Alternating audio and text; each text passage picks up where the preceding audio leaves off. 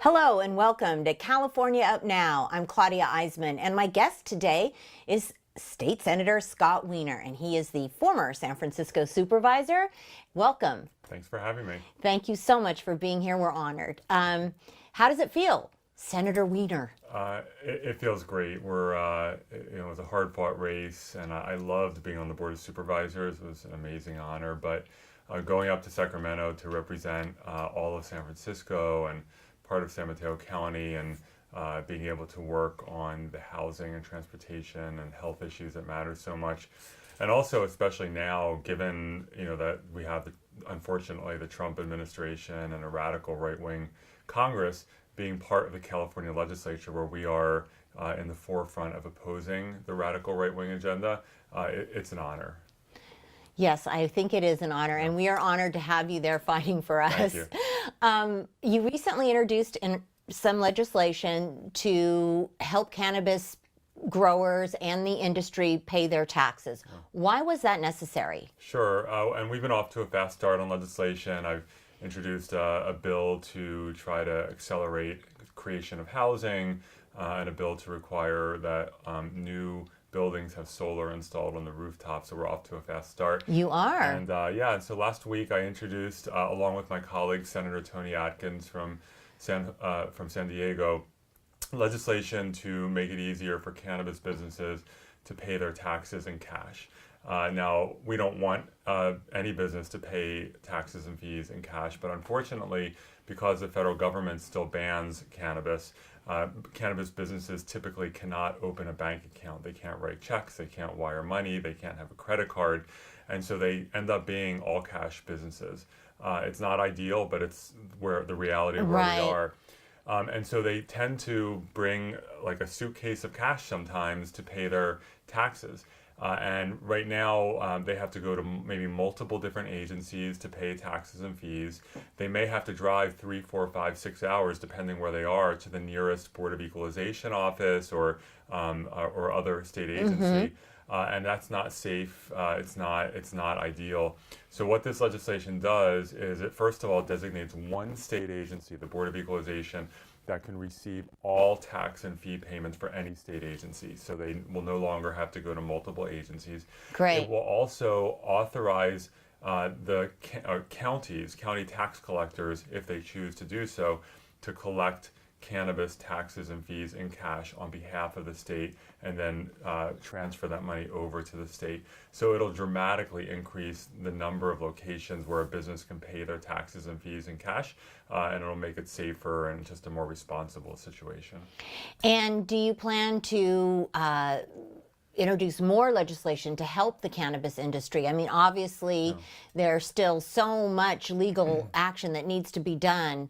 What else are you doing? Sure. Well, as of now, that's the bill that we're working on, and it's a pretty significant one for the industry. I'm a strong supporter of cannabis legalization and also of medicinal cannabis. And this is an industry that by 2020 in California is projected to be a $6 or $7 billion industry, paying more than $1 billion in taxes. So we need to get the regulation right. We need to get the taxes right. We need to get it all right, because this is going to be an important industry, not just for revenue, but for employment in our state, for tourism, for manufacturing, for cultivation. So there's going to be a lot of work to be done in the coming years to make sure we're getting the regulation right, and I will definitely be involved. Okay, I can think of so many questions I want to ask you about that, but we have a lot more to talk about today. Let's talk about something else you were involved in last week, which was you supported a bill to not defund Planned Parenthood.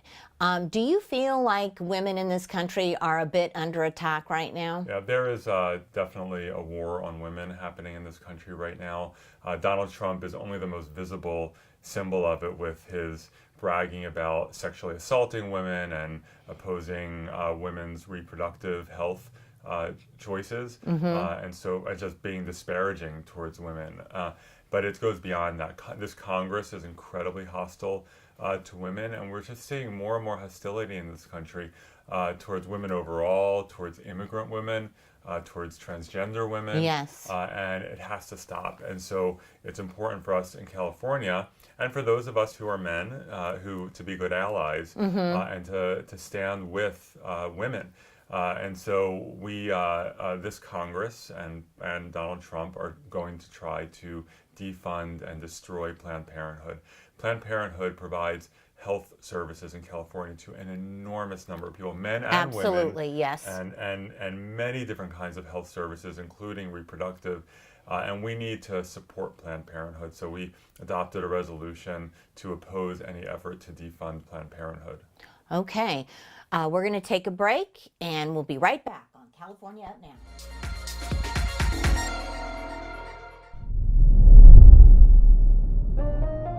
Would you like to win a complete makeover?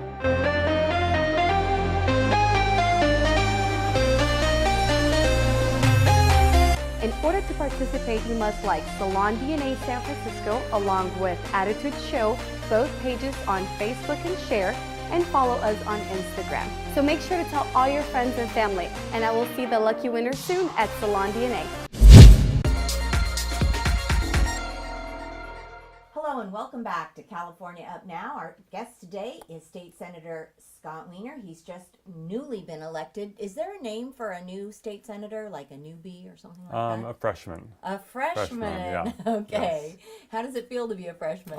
It feels good. I'm learning. And you always have to try to balance. I want to be very respectful of my more experienced colleagues and of the institution, but I'm not meek. So, you know, you have to be willing to make waves also. Okay. And along those lines, clearly the Democrats have the majority in the state Senate, but one of the problems we've been having is bipartisan bickering. How will you try and reach across the aisle, and do you want to make friends with the Republicans? Well, we do have a 2/3 majority of Democrats in both the Senate and the state assembly. So the Democrats, we really control the state legislature. With that said, first of all, the Democratic caucus in both houses is not a monolith, and there are times when we have internal disagreements. Really? And the Republicans are also they're our colleagues, and so even though with my Republican colleagues in the Senate, I have some really deep differences of opinion. There are areas where you can work together, and I don't believe in demonizing people. You can strongly disagree and be willing to argue and fight, but you don't demonize people. And so it was really interesting. My predecessor as state senator was Senator Mark Leno, who was arguably the most progressive left member of the entire California state legislature. On my first night, right before I was sworn in, we had a dinner with all senators, and a very, very conservative Republican senator from San Diego came up to me and he said, "I hope I can work with you. I co-authored 8 bills with Mark Leno." And they had common ground on privacy. They had common ground on other issues as well. And so I've tried to build relationships, of course, with all of my Democratic colleagues, but with the Republicans as well, because you never know when you're one vote short to pass something. Good point. And there happens to be a Republican who, for whatever reason, agrees with you, and so you should never cut people off. Right. And do you feel like you can make friends there? I mean, as an outsider looking at the national model, it looks a little bit toxic. It is. In Congress in particular, it's toxic. In the California legislature, there are definitely some Republicans who are way out there and who might be very difficult to work with. But there are Republicans also who are willing to work across the aisle, and part of the reason is they have to. They don't even have they have a third of the legislature. But Republicans who you have agreements with, and where you can find common ground. And one of my Republican Senate colleagues is a supporter of public transportation, and he wants there to be more public transportation in his district and elsewhere. And so, as I advocate for public transportation money, he's someone who can be an ally on that because he believes in it. So again, I don't like to caricature or stereotype people. When you write people off, you sometimes miss opportunities to build alliances. Make new friends, but keep the old. Exactly. Amen. Okay.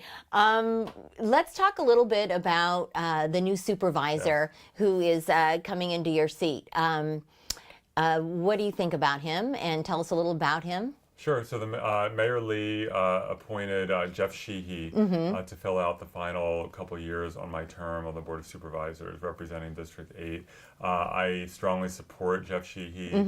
He, for decades, has been a terrific activist in the LGBT community, long history of leadership, and also particularly around healthcare issues.